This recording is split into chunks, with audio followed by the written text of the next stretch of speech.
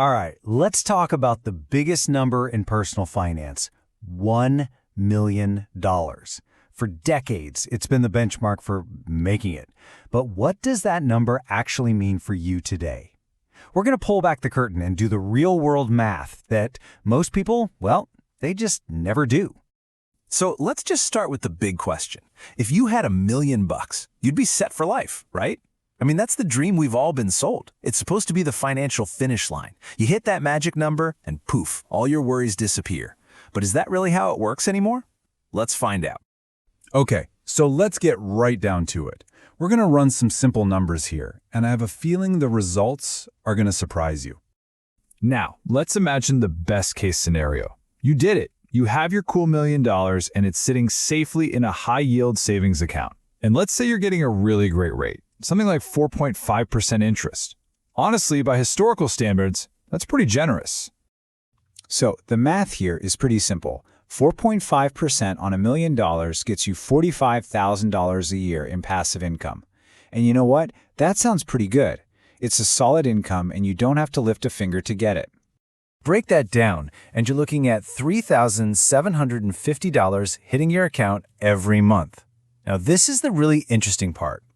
For most people, this is where the dream and the math just stops. But for us, this is where the real story begins. Because, well, you're not the only one with your hand out. Every single dollar of that interest income is taxable, and you can be sure the IRS wants its cut. So let's be conservative and say you fall into a 22% federal income tax bracket. After Uncle Sam takes his share, your monthly income from that $1 million nest egg suddenly drops to just $2,925. That number feels a lot different, doesn't it? And this is where the myth really shatters. That $2,925 a month, it's less than half of what the average American household spends every single month, which is currently around $6,000. Your so-called financial freedom doesn't even get you to the 15th of the month. And we haven't even touched the silent killer yet, inflation. This quote just nails it. Think about it. Even if you don't spend a single penny, inflation is constantly eroding what your money can actually buy. It's like a slow, invisible leak in your financial bucket. So, if the math is so stark, why are we all still so obsessed with this $1 million number? Well, the answer isn't in our spreadsheets, it's actually in our heads. Let's dig into the psychology of why we get this so wrong. It really comes down to a cognitive bias called anchoring. See, decades ago, $1 million sounded like an unbelievable fortune, and that idea became the anchor in our collective minds for what it means to be rich. The problem is, while the world and the value of money have completely changed, our brains are still stuck on that original, outdated number. And here's the dangerous result of that anchoring. While we're all dreaming about being millionaires, the reality for most people is this. The median retirement balance for Americans who are actually approaching retirement is just $87,000. There's a massive gap between the myth and the reality. Okay, enough of breaking down the problem. Let's start building the solution. It's time to move past the financial myth and into a smart, actionable strategy that actually works. So there are a few common ways to think about generating income in retirement. You've got the famous 4% rule, which gets you about $3,300 a month before tax. Then there's building an income portfolio designed to kick off cash. But the real secret sauce, the most powerful approach, is a balance between growth and income. Let's look at what that means. An income portfolio is all about making your money actively work for you. Instead of just letting it sit there, you diversify it. You put some into dividend-paying stocks, some into real estate through things called REITs, some in bonds. The idea is to create multiple streams of income that, when blended together, give you a steady cash flow.